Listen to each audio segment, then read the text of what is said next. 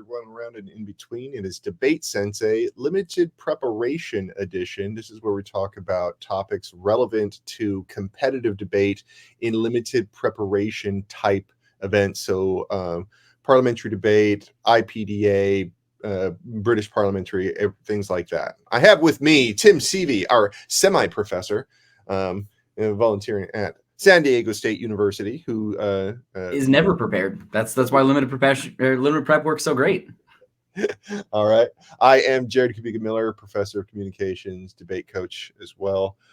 So we are talking about, so we have this sort of series inside of a series about international topics, and we thought it would be sort of cheeky to divide up the international topics based on tectonic plates.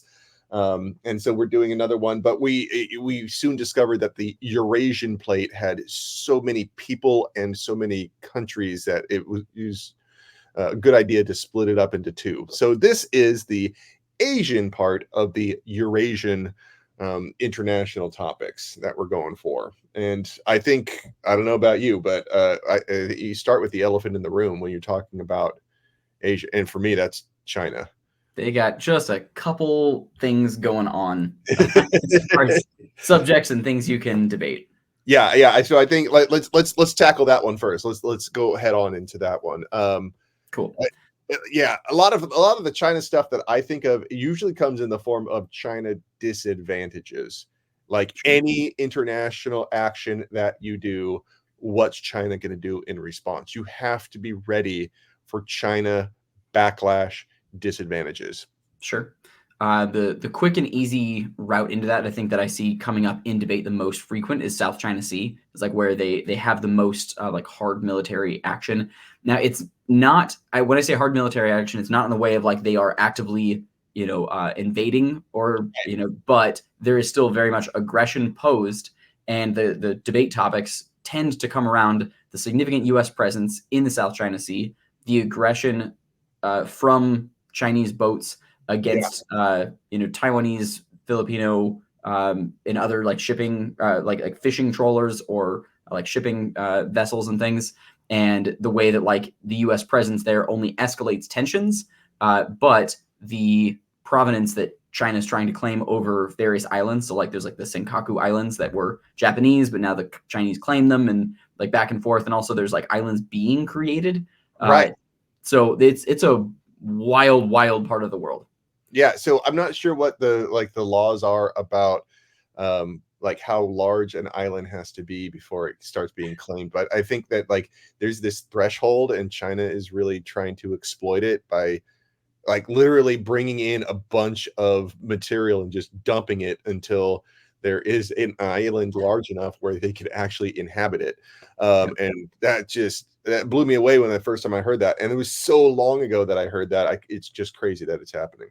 Well, the South China Sea as a shipping lane is just like can't be understated how critical it is. It's something I want to say it's north of like 30% of like all the world's goods transfer through that shipping corridor. Right. So it, obviously control over it becomes of paramount importance to like, geopolitical and national security, but just like economic trade as well. Like your ability to secure that lane, whoever kind of rules that kind of rules a good double-digit percentage of the world's goods. So if someone wants to, limit a country from going through it, that is an incredibly powerful sanction. Or they want to stop, tariff things that go through it, or they want to monitor ships. That's a huge one. So I think like the economic implications are pretty straightforward. Like restricting trade and stuff like that could have serious economic implications, and those impacts that come from it are pretty reasonable. You can go for the hot war scenario as well. You know what I mean? It's like, it's because there is military presence from both sides in the area, and like what you're talking about before, it's like all it takes is one little skirmish and all of a sudden we're in it. I don't know. I think as far as world actors, China and United States seem to be more strategic than a country like Russia. Russia just seems to be a little bit more, now we're going to do it. yeah, unpredictable. You know what I mean? It's like China, I think, it plays the long game a lot more. So I don't know, like that scenario doesn't strike me as likely as the economic impacts might be.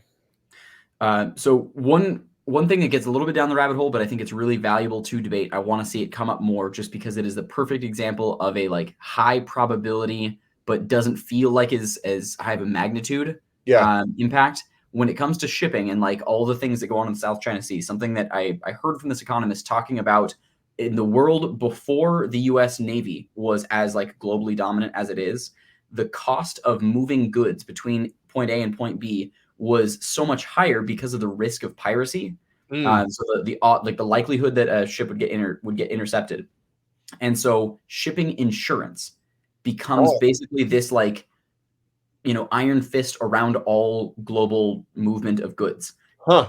Companies will not insure ships that they think might get taken because it's millions or hundreds of millions of dollars of merchandise that go on these tanker ships, and so they have to hold shipping insurance. Like everywhere in the world has to hold shipping insurance for any goods to move.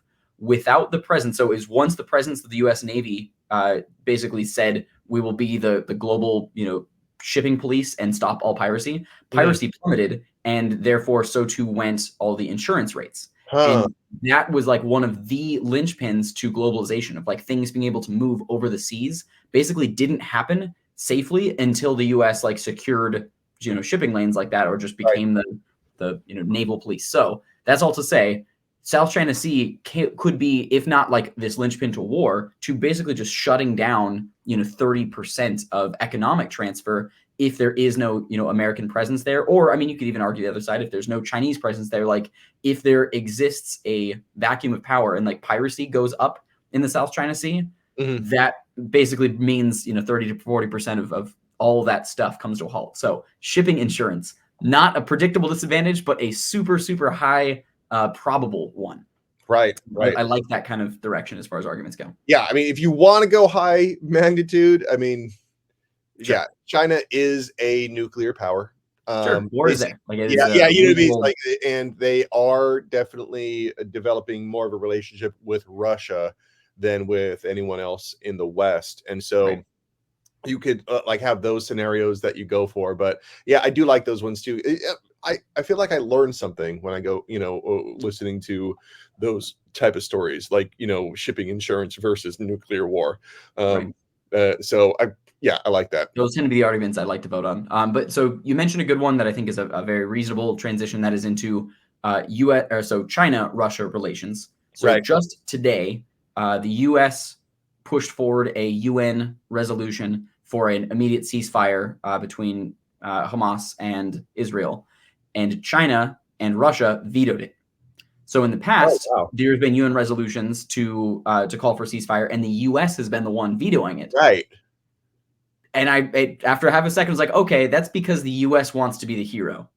Oh, Now that the oh, U.S. pushes the thing forward, China has been saying for a good while that like they believe they have the diplomatic, third party capability to be an outsider and broker this. And there was like towards the very beginnings of the conflict, discussions of like if China can broker peace between Hamas and Israel, mm, that gives them such an incredible kind of like suit of political armor to be able to say like, look, we solve some of the hottest problems, work with us, kind of a thing. So I think that might be part of this maneuvering is, don't let the ceasefire happen on other people's terms. China and Russia wanted to be on their terms. mm, So, I mean, I'm sure there's a lot more into it than that, but just at face value, that's where I see an interesting through point of Chinese diplomacy really on the rise, where like they're not just going for, rolling in with tanks, but showing that like, look, we can play with soft power just as effectively as anyone else. okay. All right, so like China's definitely the hegemon in the region. Well, I don't know, like they do get pushback from India, but I want to make a little comment that we are going to save any sort of India analysis because India is on its own tectonic plate, as are the Philippines. So we are Yep. not ignoring those areas. We are just reserving them for future episodes because they're on different tectonic plates. This is a great way to divide up world topics. It's a very good idea. Okay, good. I'm glad you like it. All right. So, all right, yeah. So China's a hegemon. We could probably make an entire episode about China, but we've already done 1/3 of this one. Let's go into some other areas here. I think a good transition would be Korea, because Mm. the and South Korea divide was very much a result of China's influence and intervention, and Sure. it's basically like if you want to look at global conflict between East and West, just look at the Korean Peninsula. Sure. That is like it's basically written in a map for you Yeah. right there. So as far as I was looking up some of the North Korea stuff. I mean, North Yeah, Korea. continued testing. So they just had like a couple days ago another like super long range missile test, and like these things continue to progress. Like they do have, I think they are weaponizable, like warhead sized. That was the big fears. Like they had nuclear weapons, but they couldn't weaponize them small enough to put them on an ICBM, intercontinental ballistic missile. But like Mhm. now, I believe they are at that point. Something that they were going to pursue into was submarine capable, which basically means that they could reach anywhere in the world. And Right. that was another line that like the West, or particularly the US, like drew in the sand of like, you cannot go to that point because that puts the entire world at risk, etc. But it's been this like game of brinksmanship of like the world or the US put some line of like, okay, you shouldn't be doing this, but you absolutely can't build this thing. And then North Korea does it. And then like, more sanctions, but like you can only sanction a country so much when there isn't like a lot of trade that happens between the US and Korea, or like Korean assets that are, in American hands. Mhm.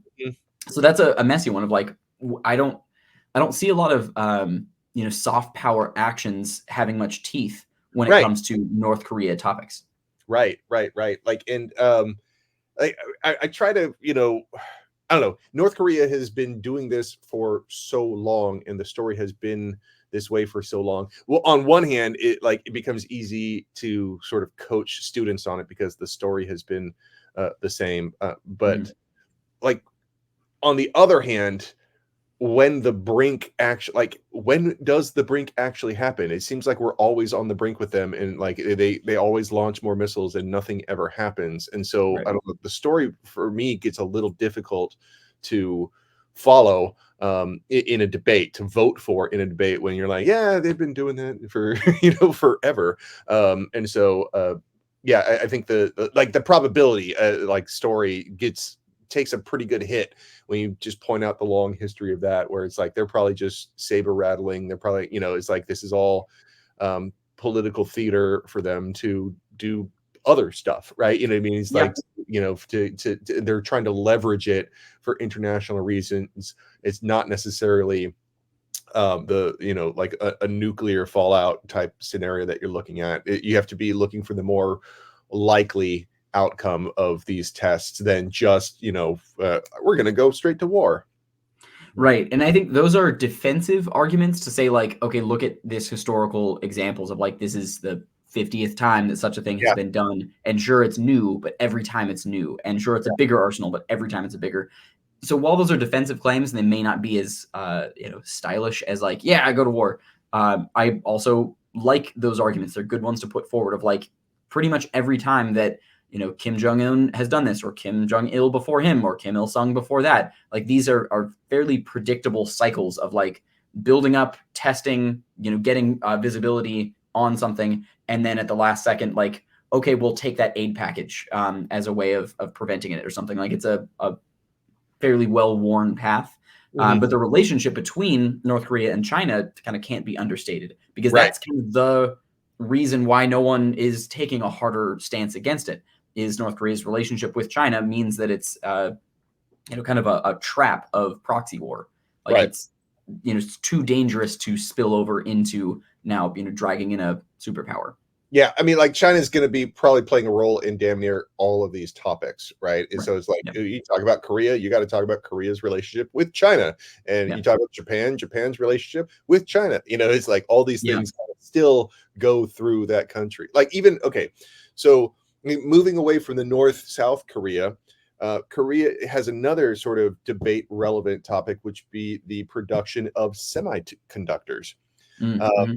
Like right now, like there is no place in the world that makes semiconductors other than Taiwan and Korea, I believe. I Mm. think there might be one other that I'm missing right now, but like the United States doesn't make its own. We have to outsource all of them, Yeah. And there, just recently, the White House put in, over $1 billion to like sort of give Intel grants to make semiconductors in the United States because they're Yep. worried about the supply chain of semiconductors in the United Right. States. So, a an ally like South Korea having those semiconductors, if those things ever get cut off, I mean, those have huge economic implications, right? Yeah. Environmental implications as well, like because those Sure. are incredibly important for like electric vehicles and Right. things. If we want Any to, vehicles actually, but like, yeah, yeah.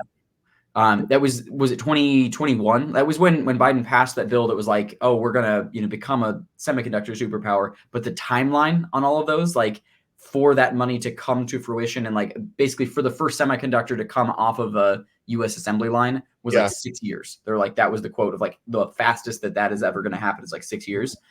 And meanwhile, we were feeling such a pinch. We're like, do you remember that period of time when like car lots were empty?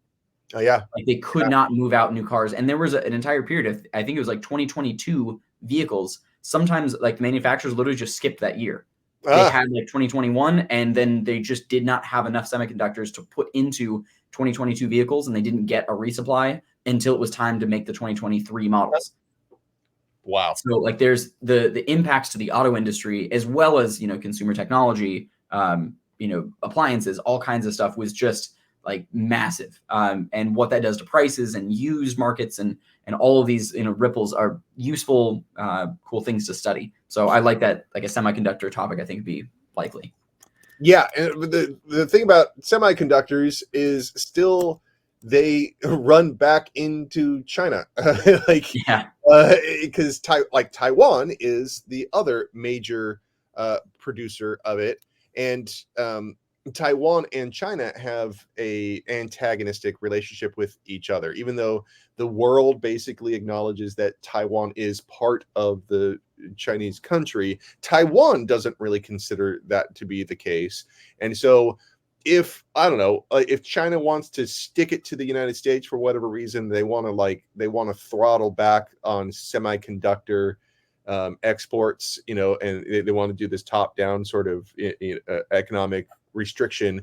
Taiwan might get pissed off about that, and that could lead to like actual hot war type scenarios as well. It's weird that like semiconductors can actually lead to a reasonable story about how violence can occur from it.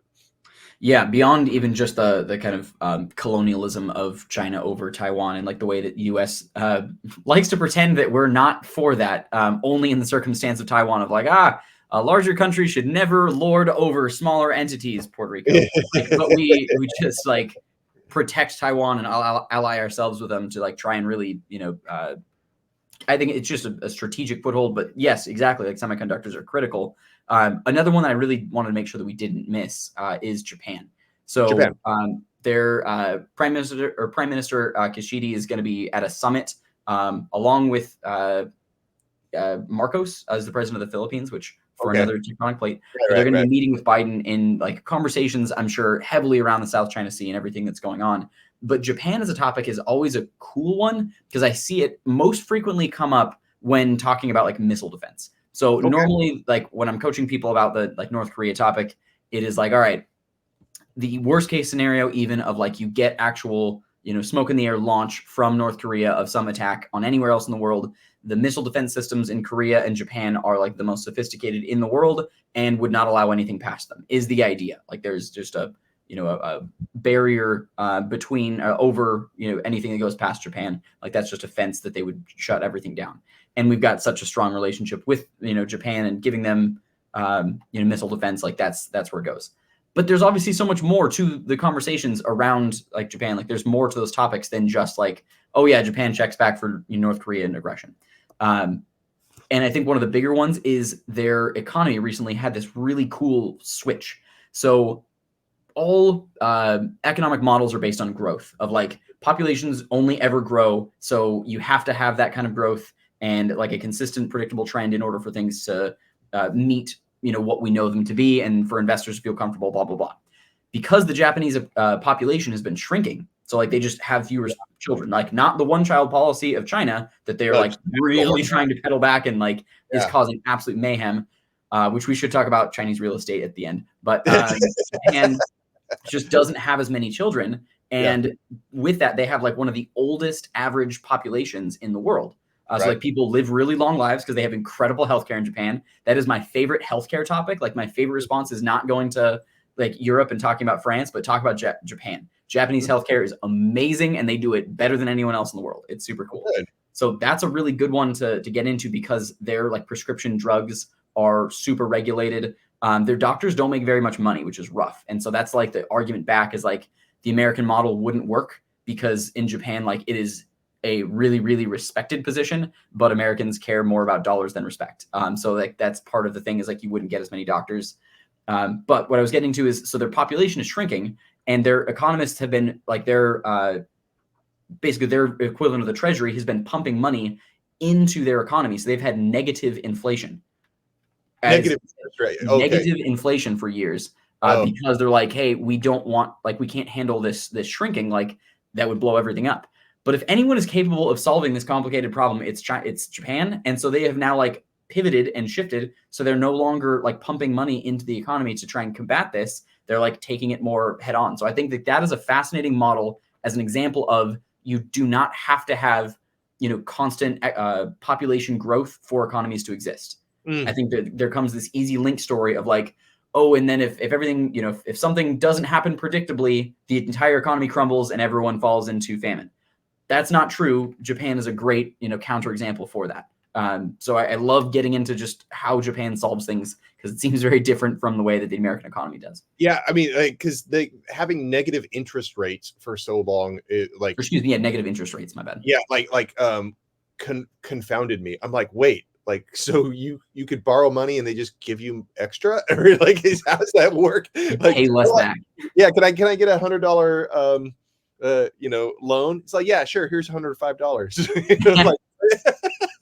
Like, okay, amazing, right? Like, yeah. I mean, like, oh wow, okay, cool. Now, okay, there's two sort of classic Japan debates that I want to just briefly mention, not really get into. One of them is about their standing army capabilities. And so in the Constitution, it says like they can't you have any violence against anybody else, but they can't even have a military that's capable of launching any sort of wartime efforts. Mm-hmm. So the discussion is, do we still need that? That was a World War II result, obviously, right? And so there's been a lot of discussion. I think that's a pretty good affirmative to prepare, like just to have in your back pocket at any time. And the other one was we should have never dropped the bombs. That is a pretty classic debate about whether or not the nuclear bomb should have ever been dropped. So, and that's one of those that is interesting because it's like this weird pseudo policy. You know what I mean? It's like, but it's like, what would the world have been like if we didn't do this, rather than what? Yeah, I see that more in like IPDA, and I think they're fascinating debates though, because it's like these are very, very bleak potentials on either side of like predicting what World War II would have been. So like the absolute horror of what it was versus what it could have been. Mm-hmm. My like favorite little I think my video might be a little loud. No, you're doing all right. My favorite little like factoid that came from that one was that every Purple Heart that the United States has and has used since World War II was minted in preparation for a land invasion of Japan. Oh, wow. Their expectation was like tens of millions of troop losses, or not tens of, but millions of troop losses. So they minted so many Purple Hearts on the expectation of such heavy troop casualty that we are still using the same Purple Hearts that were minted in preparation for that. Mm-hmm. So that's like the American story of like, here's how many more deaths would have happened were there not, such drastic actions taken to force a surrender.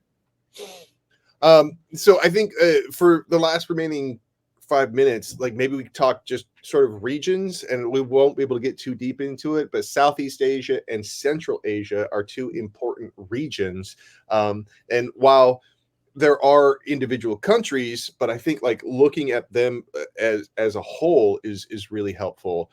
For Central Asia, there's a massive implication with Russia, right? Like because they all used to be part of the USSR, like how they are navigating the Ukraine war and how they are like positioning themselves is important, and what that might mean for international relations or things like that. But also just the resources that and the economic growth you're seeing out of Central Asian countries, including like rare earth minerals. I believe I'm seeing something in rare earth minerals, but definitely on energy. It seems like that like their energy needs are being met more with Russian sources than anything else. Yeah, that seemed to be like even when the EU passed their limitations, so they put a cap on Russian energy prices, so like they wouldn't pay more than a certain amount, and it forced a net loss. But notice they didn't put an embargo on it. It wasn't stop buying energy from Russia because of like all the natural gas that flows from Russia. It just powers all of Europe. So it was so bad they didn't say stop. It was just pay enough to make it a loss for Russia, basically. Right. So those countries that are not part of the EU are still certainly getting that energy and pipeline from it. I think there's been this interesting shift is some countries that move more towards being Western. So looking at examples would be like Croatia and like Georgia. So Georgia's this like interesting in between where I think it was like 2012. There was some like conflict that lit up in Georgia, and they like against all global expectations like held their own so strong. It was like a tiny little skirmish of like Russian intervention into Georgia, and it was not at all like what Ukraine is going on. It was just like shut down immediately. Now, if Russia wanted to actually take over Georgia tomorrow, they probably could, given like what they're flexing into all of Ukraine. Yet, like making some of these strategic moves of like where Russia wants to push their power and where they don't. I think those make for more interesting debates of like just predicting what Russia is likely to do next, because it's wild and hard to predict. But seeing like here's what the Ukraine precedent that everyone said wouldn't happen. Here's what that now that it has happened, what that actually means for other countries and their likelihood. Like, do they want to join NATO or are they maintaining relationships with Russia? Right. I mean, one of the more recent developments is that, like, for the first time ever, the U.S. president sat down with the 5 Central Asian countries, the Kyrgyzstan and the Tajikistan and stuff like that. They call themselves the C5. I think that means C for Central. I don't know. Yeah. And so that was just last year. And so they are definitely in the center of this sort of, this tug of war between the two of them. And I think that could be a flashpoint for a lot of these as well. I think so. Pakistan would technically, I mean, I guess they're like partly on the Indian plate. So we can maybe even say Pakistan because we've got a whole lot to get into. But I know the Chinese relationships with Pakistan also end up becoming relevant topics. So I think like most frequently people are going with like, oh, well, Pakistan is part of the Middle Eastern conflicts. Here's how it goes, and have all these predicted arguments. But the relationships instead, like north of that, I find to be also fascinating, like the economic reliance on some of these other surrounding countries that we don't think about or talk about. Energy being one of them, but also like where security factors into it. So I guess we probably get more into Pakistan in the India topic, though. Southeast Asia. Any other pieces that you wanted to fit in? I guess we said like talking about Central on the more conversation Southeast. There is so it's mainly security issues. Now, like we've already touched upon the South China Sea. And so that affects them a lot. All right, those countries, I should say, that they're involved in it. Like even Australia is like using this sort of antagonistic relationship with a lot of Southeast Asian countries in order to sort of like bolster up security spending. And I'm like, oh my God, that's pretty amazing. But I'm trying to look for stuff that might be not, on another front, like the Trans-Pacific Partnership, I know is one. So the TPP. Yeah. So that's like the organization of like all manufacturing goods. So it's just an economic relationship, kind of like NAFTA, but it is for pretty much explicitly like all countries that are not China. And so it's the U.S.'s way of really supports and is bolster the TPP, but to encourage more manufacturing, distribution, transfer of goods, and economic movement that cuts China out of that supply chain. Because China is just such a juggernaut in so many things, like textiles is one of the main examples. There's still a lot of opportunity between Malaysia, Taiwan and Vietnam to do a lot of like textile, like from raw materials up through production, and just being a bigger player in like a global sphere. And that's what the TPP gives them all like some teeth and some alliance and like normalizes trade relationships between them. So that's kind of a cool one and a fun one to talk about, because it's not just hard power. Like you get into like, yeah, but how does the world move around money in that kind of area? And like, is it all really hinging upon China, or like, can other collective entities also meet that? And then I saw something recently that the TPP EX, I think it's like an additional expansion on top of the Oh, Trans-Pacific Partnership okay. of like South American countries that interact with them. And that's like this whole push to expand beyond. So it's not just the TPP, but other countries that are maybe kind of cut out of some of the bigger supply chain, expectations and deals are also joining on to that. So it's like I think it's the TPP EX. Okay. I mean, things that I've seen other things in the region where there's a resurgence in a lot of criminal activity in places like northern Myanmar, Cambodia. Specifically, like human trafficking is making a major resurgence in those areas and combating them. I think I don't know what sort of policy implications that comes up with, but I think that would be worth looking into if you are a debater. Those regional sort of issues. I think, if you talk about human trafficking at all, it's good to know where they are, where the hot spots are. Vietnam just had like their third prime minister, or is it president? Do they have a president? Hold on, I just had it. They just resigned. Wow. Yeah, the third president in a little more than a year. So Vietnam's having a lot. So there is a lot of instability in the Southeast Asian region, and just general instability, sort of culminates into larger instabilities with larger countries and everything like that. And so having those smaller discussions and stories to tell in your debates does help, like creates a different look at something that some people might just take for granted, right? Sure. You have these details that might be helpful to make you a little bit more persuasive. Yeah, I think the most predictable disadvantages are you can just know that those are coming, and so those tend to lose if you've got something more creative and clever and a different angle to go for it. So just know that like they're always going to have a South China Sea hard power disadvantage or Yeah. something around that, and so with that in mind, be a little more crafty. Yeah. All right. Well, like we could go on forever talking about all the issues in not just Asia, but Eurasia, or not just Eurasia, but Asia. And so, but I think we've touched upon a lot of good things here. It's something in debaters really should, I think, craft some affirmatives that are fairly predictable, some disadvantages that are fairly predictable. And I don't think it's possible for you to debate without knowing something about China. Yeah. Yeah. So I think the next in line will be the Indian plate. I think Is that what alphabetically. it is in the order of operations? I think so. So All right. Well, we'll come back in 4 weeks with another one of those for international. Next week we'll be talking about a different topic. We are Tim Jared for DebateSensei. Thank you very much for watching.